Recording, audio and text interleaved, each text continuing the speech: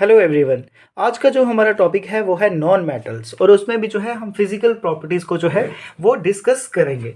तो सबसे पहले अगर डेफिनेशन की बात की जाए तो नॉन मेटल्स क्या हैं? नॉन मेटल्स वो एलिमेंट्स हैं जो ना तो इलेक्ट्रिसिटी कंडक्ट करते हैं, ना ही वो मैलेबल हैं और ना ही वो डक्टाइल हैं।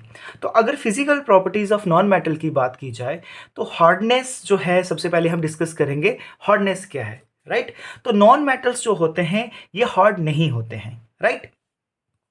यानी नॉन मेटल्स की अगर बात की जाए तो they are not hot, they are soft.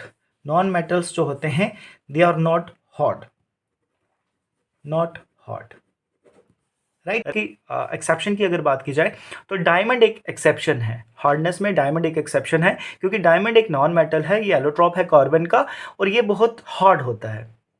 बाकी जितने भी नॉन मेटल्स हैं वो सॉफ्ट हैं। दूसरा, अगर स्टेट की बात की जाए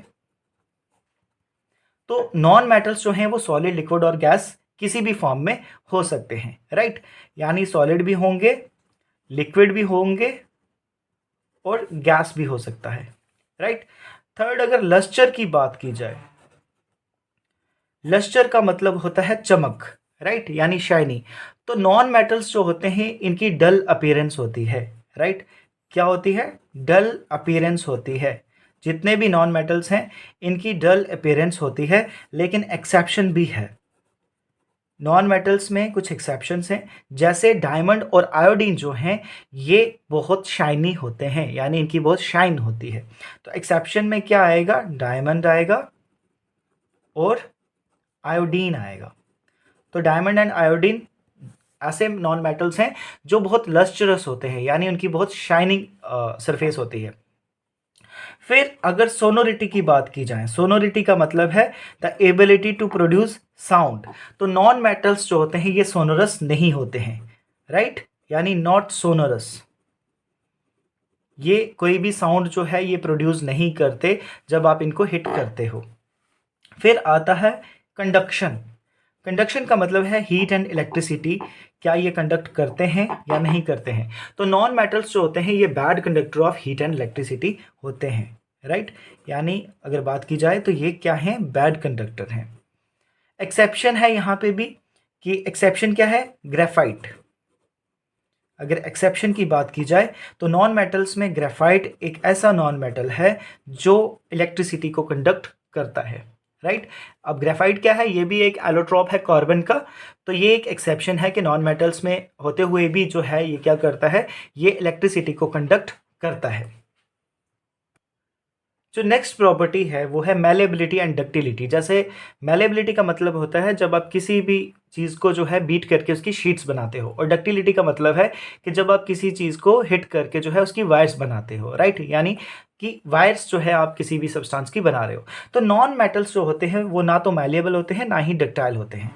तो हम बोल सकते हैं कि जो नॉन मेटल्स हैं वो क्या हैं? ब्रिटल हैं। तो नॉन मेटल्स क्या हैं? ब्रिटल हैं। ब्रिटल का मतलब होता है जो ईजिली टूट जाता है, राइट?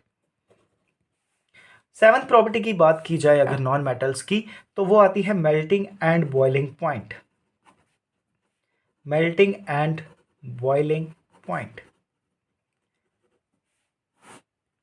तो हमेशा याद रखना नॉन मेटल्स जो होते हैं ये सॉफ्ट होते हैं, तो इसलिए इनका मेल्टिंग और बॉइलिंग पॉइंट भी लो होगा। तो मेल्टिंग और बॉइलिंग पॉइंट क्या होगा? Low melting and boiling point होगा, यानी लो होगा।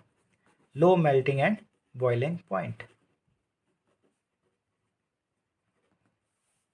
अगर डेंसिटी की बात की जाए तो डेंसिटी मैंने बताया था कि कितनी कोई चीज़ हार्ड है। तो नॉन मेटल्स जो होते हैं इनकी लो डेंसिटी होती है, राइट?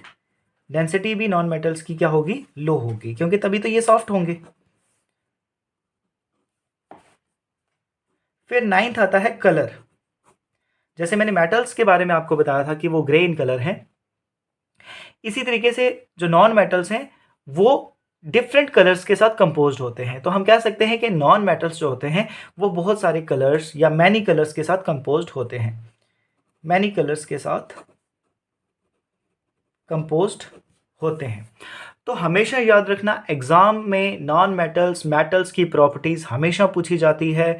हाई स्कोरिंग है। आपको जो है सिर्फ क्या करना है कि ये जो मैंने पॉइंट्स लिखे हैं आपको ये लर्न करने हैं, तो आप जो है इसको रिवर्स ऑर्डर में लिख सकते हो कि जैसे मेटल्स है तो उसमें आप हार्ड लिखोगे, तो नॉन मेटल्स के बारे में आप सॉफ्ट लिखोगे।